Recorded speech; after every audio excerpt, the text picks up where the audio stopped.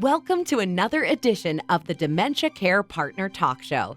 Now, here's dementia care expert Teepa Snow and your host, Greg Phelps. Hello and welcome to the Dementia Care Partners podcast, brought to you by Positive Approach to Care. I'm your host, Greg Phelps, along with PAC's Teepa Snow. And Teepa, I've recently checked out several stories online, all of them along the lines of stories like 5 foods to eat to avoid Alzheimer's, or 5 things you should know, like quit smoking, exercise 3 times a week, learn a new language, take up music. So here's my question. I'll be 68 soon. When should I make all of these changes?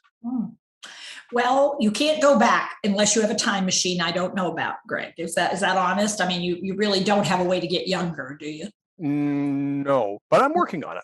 All right. Well, I'd say, why don't you pick one of those and get started? Because it turns out you're in the danger zone. I mean, after age 60, 65, our risk category's up. So, I mean, we have choices, and the choice we have is, well, I could do nothing and hope for the best, or I could choose to do something that's not terrible and see if that maybe buys me a little bit of time, a little bit severity. You know, you're not talking about preventing, but you are maybe talking about buying yourself a little bit of something. So is it kind of like exercise? If I live unhealthy and I'm, overweight and I smoke and things like that, and when I hit 65, I go, geez, I better take care of myself if I want to live longer. Have I done most of the damage, or can I do something to my brain that will, it won't reverse it? We know that, but can I slow it down or expand my brain? Yeah. I mean, I would say 15 years ago, we would have said, absolutely not. It's too late. Just go on and do whatever you're going to do, because you've blown it. I mean, you've started it and it's no turning it off. I think what we're starting to realize is how you experience the changes. I mean, the changes might have started, quite honestly. You might already be having some changes. The cascade might have gotten gone. I mean, like you might have enough of the shift in your brain that, you're actually starting to change a little bit. We won't know until way further along. But what you could do is reduce the speed or the severity of how quickly things are happening by reducing some of those factors that escalate the speed or the intensity with which the shift is happening. So cortisol is never a good hormone to have floating around unless you've got a tiger on your bear, like you're running quick, because there he is right there.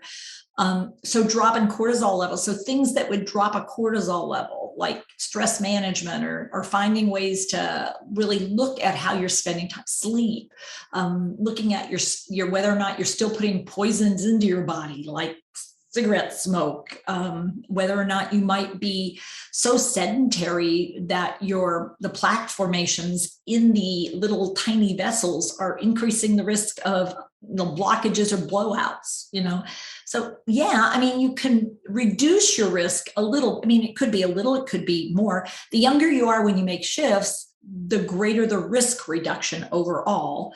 But you might be buying yourself somewhere. I mean, the estimates are anywhere from 1 to 8 years. So 1 to 8 years with minimal or no symptoms.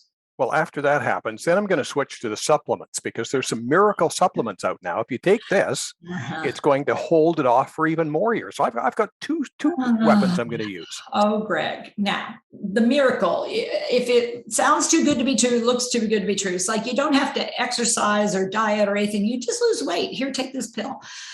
I mean, you don't have to change anything about yourself. You just keep on going like you're going, and you don't have to change anything. Here, just take this little pill. I mean, rarely, if ever, have we seen the little magic pill is a magic pill. It is not a magic pill. I mean, what we know is we've tried that with vitamin E. That's a great example. Back in the day, we thought, so people who have basically their vitamin E levels are higher. It seems like for a while there we were thinking, well, they have less vascular dementia. They have less Alzheimer's. Okay, well, we'll just give everybody manufactured vitamin E. And we found, well, that didn't help. I mean, it didn't really make a difference. And then we found out, you have to eat it. You have to eat your vitamin E. You have to get closer to the source of the vitamin E, so that what kind of system are you? Are you a manufactured system, or are you just sort of made from scratch? I think I'm kind of made from scratch. Yeah.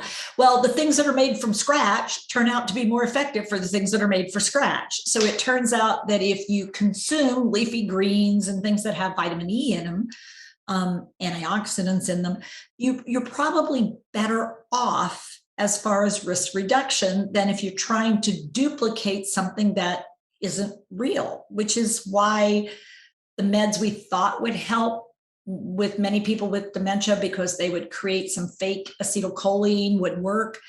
It doesn't in the way that we want, because we can't use the fake acetylcholine. It just tricks one of the enzymes. And so, it might be helpful, but there's no guarantee. And most of the time probably isn't all that helpful, but for some people it might be. So, you can try it.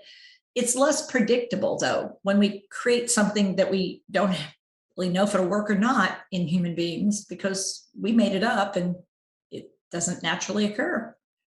So you're at the stage where you can give motherly advice and grandmotherly advice. Mm-hmm. So as you look down the generation, are you passing on advice to people? Are you saying, it's not too late, or it's a good time to start, or, because we've been told that lifelong learning is one of the things that's helpful. One of the other things is eating healthy, exercise. So you get to sort of sit in the high chair and look down on people and say, here, I know these things. Yeah, well, what I do first is I do these things, because if I'm not doing these things, I'm not much for telling people what they should do. I'm more in saying, well, here's what I'm trying to do. And sometimes I'm more successful than others. And everybody has their pluses, their minuses. And what I'd say to people is, if you're at least willing to try something, let's try it, because you still can make a difference. I'd like to have you empower yourself for that, but tell me what you're thinking, because I don't want to make it stressful, because if I stress you out with my advice, all I'm doing is dumping cortisol into your system. And I'm not much in favor of that. We also know use of humor, can also be an antioxidant, if you will. It can get the right chemicals flowing in your brain. So I think I'm not real dogmatic. I'm sort of Ben Franklin-ish, in that it's like moderation in all things. But I do think taking a look at ourselves and, are we satisfied with our risk pattern? Are we concerned with our risk pattern? Because we know that worrying is a risk. I'd rather have you not worry. So let's try something and see if that's helpful to you. There are a number of things we can do, but the question is, what are you interested and willing to do with whom and how much? Because you got to keep it up, or it's not going to buy you much but a weekend. So are there rare cases where it's hereditary and there's really not much you can do because you're predestined or predispositioned to certain conditions? There are a very select small group, but even those individuals, how they experience dementia will be varied depending on how we preset the system. So if I have a system that, an individual in a system that's very supportive, gives lots of options, provides these alternatives, what we're discovering is, even in identical twin situations, it is certainly possible to buy yourself a little bit with lifestyle. It doesn't mean you prevent it from happening. It doesn't mean it doesn't happen, but how it happens and how it affects you could be the big difference for you and the people around you. So yeah, there are genetic codes that basically, you got it, it's coming. Sort of like, let's see, if you, Huntington's chorea, if you would. Huntington's is an example of one that if you get those genes, you are going to get it. Now, somewhere in your anywhere from 20 to 50-year-old range. Can I tell exactly when you're going to get it? No. Could it be that some of your lifestyle and some of your social support and some of the things you choose to do along the way might buy you some time? Possibly. We don't have enough data, but we do know, that there are things we can choose. And so I like to feel like if I have some choices and I make them, I maybe have given myself a better chance. Deepa, dementia is a very complex subject, and every time we do a podcast, we barely scratch the surface. We'd like to invite people to send in their questions, and we can explore other areas of this. I was going to call it a disease, but we've moved away from saying disease because we're not catching it. No, it's a condition. It's a life condition. It's not even just a health condition or a medical condition. It really does affect so much of how you live. It's a life condition, and it affects those around you, and it affects your future and their future and how you do life. So yeah, asking questions is a great way to start to explore. And, we're pretty careful about choice of words. So we won't talk about preventing dementia. We will talk about risk reduction in dementia. And we'll talk about forms of dementia. We won't talk about Alzheimer's and related dementias, because they're not all related. That's the reality. The only way they're related is that they're dementias. And under that umbrella, there's a lot of things. Neurodegeneration is happening, but we try to be thoughtful about it so that we don't just scare people or say global things that don't have value into individuals. So yeah, ask. Teepa, thank you very much.